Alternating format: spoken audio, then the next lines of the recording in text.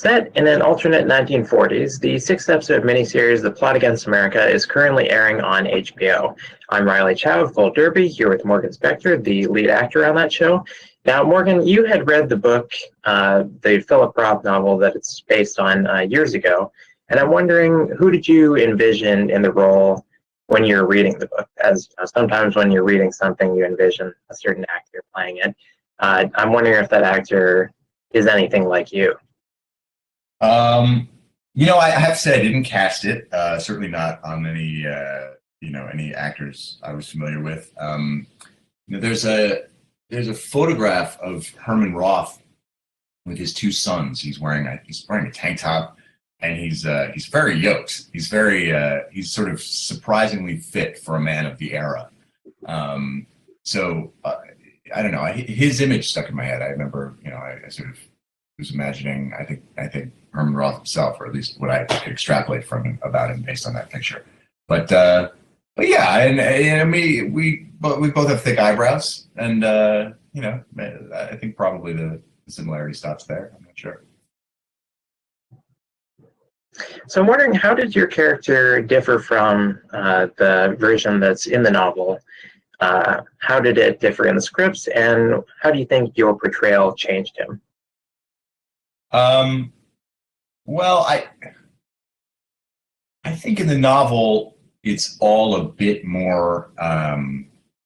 It's a bit at a more hysterical pitch. Both the sort of the rage and the paranoia, and his sort of, and he's more of a nudge. I mean, I think that the sort of the constant. I think people feel this in the miniseries anyway, but in the novel, it's even more extreme. He's constantly kind of,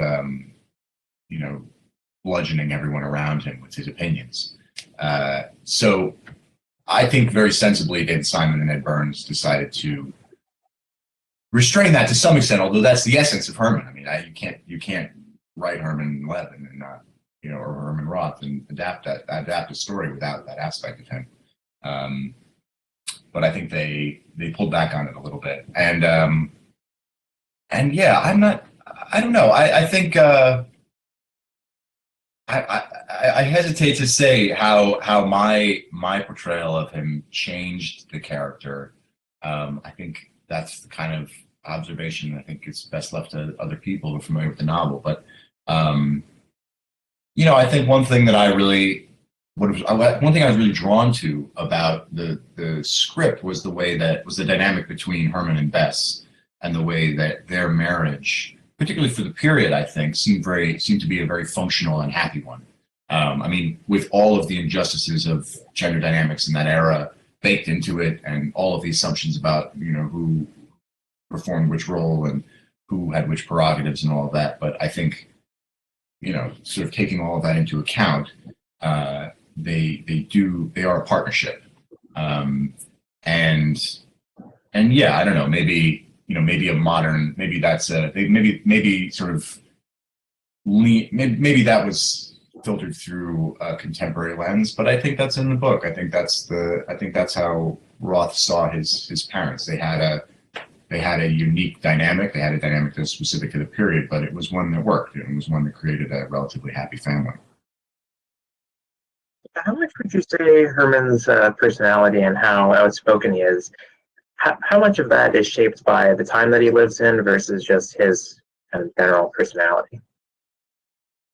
Yeah, I think Herman is who he is, like all of us. Herman is who he is, partly because that's just who he is at his core, and partly because that's the world he lives in. But I think there's, Herman is, just from what we know about Herman's life a little bit, he's a life insurance salesman. He's the life insurance salesman who has the highest sales, I think, in the region for years on end, and yet he can't ascend. He can't climb the ladder and become a manager or a more higher paid functionary within MetLife because he's Jewish. And they don't really let Jews climb the ladder at this time. There are occasional exceptions, but by and large they avoid it. I think, is there some sense that your Is there some resentment there? Is there some bitterness there? Is there a sense that you have to fight all the harder for every little thing that you might get?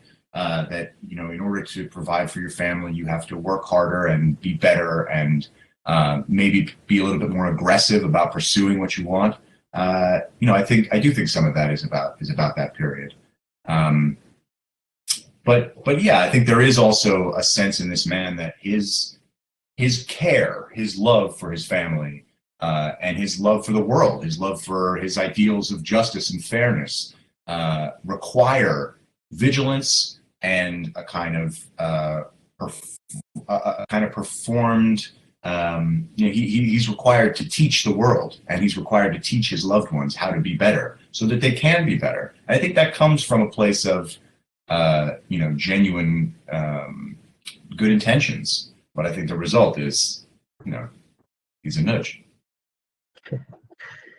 Yeah, I think despite these good intentions, he can often come off as kind of abrasive. There's a scene, I think it's toward the end of the last episode that aired, where he's in a diner and he's singing, and it seems like things are going to get really ugly, but then they don't. Can you tell me what's going through his head in that scene? Yeah, I mean, I think it's.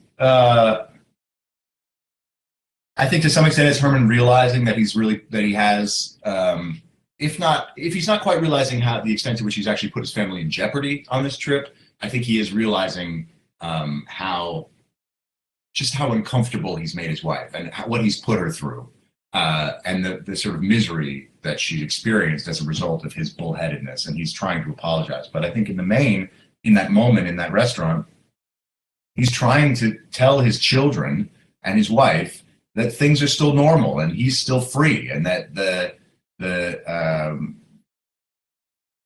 prerogatives of citizenship that they think of as belonging to them are still theirs. And so he takes up extra space. He makes a big show of calling attention to himself and being visible, and, you know, asking for a response from the room. And I think something else he might be doing is just testing. You know, you're in a crowd of people, you're in Washington, D.C., and one person says to you that you're a loudmouth Jew. Now, do you suddenly think that everybody in the crowd thinks you're a loudmouth Jew? Or do you think that one guy is the exception and everybody else has relatively indifferent or benevolent feelings toward you? I think what Herman is doing is showing his family that most people are still good. And whether he's doing that consciously or not, I think that's part of what that scene is about. Yeah. How did working on the show change your own worldview as a Jew? I don't know that, you know, to the extent that I'm a very secular person. My father's Jewish, so, you know, there's many Jews who not even admit me to the club. So yeah, I don't know, you know, to the extent that I filter my experience of the world through my sense of myself as a Jew, it's more like, I don't know, there's something about being raised by you know, Jews who lived through the 20th century, that you kind of go, well, at some point the Cossacks are coming, no matter how ludicrous that is, and no matter how small a germ of an idea that might be, you do have that sense. And you know, I think this is essentially, you know, an investigation into that idea in the midst of a moment where one is looking around thinking, well, it's, you know, how stable is our society? How stable is our democracy? How democratic really is our democracy at this point? And, you know, what power do ordinary people have to protect themselves, to protect their families, and to help maintain a fair society? I think a lot of that stuff is, you know, it feels very up for grabs right now, not just in the Trump era, but in the coronavirus era now. I mean, I think, you know, we're in this moment where, are we going to become a corporatist state? Or are we going to become a more democratic, you know, human-oriented state? And I don't think we know right now. So yeah, I think, you know, working on the show, thinking and talking about the show as we've lived through all of this, it's definitely affected my worldview. I think we all like to imagine that, we'll be heroic, or that we'll be able to affect the world. But actually, I think most of us are going to have circumstances foisted upon us. And so our best hope is a fair society, a just society, and one that provides for all of us. And, this show's made me think about all of that a lot. With the show largely being seen as an allegory for our current times, even though it was written back in 2004 or so, Right. Is there anyone in present day that you kind of see Herman in? Yeah, I think I see Herman in many people, in many of us. If you go on Twitter, there's like 100 million reply guys who are just like railing against Donald Trump, at every one of his tweets, ranging from, factual correction or outrage or, trying to like do, big orange something jokes. As much as Herman might be abrasive, as much as Herman might be, a character that people are like, come on, man, get it together. I think a lot of us are this guy right now. I think I am sometimes, for sure. The way I really connected to, the way that this guy's just a news junkie, and he's just sort of he's emotionally buffeted about on the the details of what happened, in his case, days before when the newsreels were being made. But in our case, what just happened was just being said, what he just tweeted, what, etc.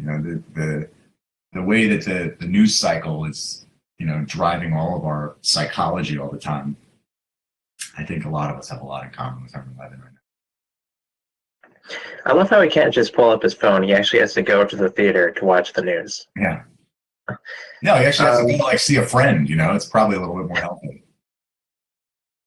Now, David Simon is really considered a master, or the master of the craft. Can you tell me what distinguishes his scripts from other writers? Well, I do want to just, this is a David Simon, Ed Burns project. They did this together. But what distinguished these scripts, I really look at it, certainly read the script through the lens of my character. But, one thing I loved about this character is there are times when I related to him and empathized with him. And there are times when, as a reader, not as an actor, but as a reader, there are times when you go, come on, man, get it together. Like, you gotta stop. You gotta reel it in. Listen to your wife. But what David and Ed did, it is so masterful, is that they shift perspective in such a way that you're allowed all of that range of perspective on each of these characters. And so these characters don't have to be perfect, and they don't have to be wholly relatable, because at a moment where you're infuriated with Herman, you'll be seeing Herman through Bess's eyes, and you'll be understanding how Bess sees Herman and how Bess understands that moment. And so it allows these characters to be fully realized humans with flaws, and yet to keep us connected to them, because we're not forced to live solely in their perspective, and we're not forced to think of them as always good or always bad. They're genuinely multifaceted people. So it's a real privilege to play that kind of character. All right, I want to shift over to another show that you have on the go called The Gilded Age. And I cannot recall a show that has spent longer in development officially than that one, because we first heard about it back in 2012, not just as an idea or as a pilot, but they said, there's a network press release saying this is a show that's going to be made. Now we're not going to see it until 2021, probably, but you are a main cast member. So what can you tell us about that show? Well, it's it has been. It was originally, I think, going to go at NBC, and now it's been kind of retooled to be an HBO show, and it's set in the late 19th century, in the 1880s, and it's about it's about the sort of the high society in New York at that time, the sort of Mrs. Astor's 400, you know, the very highest echelon of New York society, of American society, you know, and the conflict within that society between the old money, the old sort of mercantile class of ancient landed wealth that were, you know, as close as America's ever come to a kind of aristocracy, and the insurgent robber baron class, these industrial capitalists who were transforming the country with railroads and finance and steel and oil, but who were not considered, you know, they were considered new people. They were trashy new money. You know, those buildings that we look at now, the beautiful Stanford White buildings in New York, thank God, you know, how glamorous old New York was. You know, that was thought of as being in terribly poor taste when it first appeared in the city. And so it's a show about that conflict, the conflict within the upper echelons of wealthy New York society. All right. Well, Morgan, thanks very much for chatting. And to our viewers, you can keep watching The Plot Against America with Morgan in the role of Herman on HBO. And you can also subscribe to our channel where we'll have more interviews like these, supposedly one with me and Zoe Kazan pretty soon as well. Oh, cool.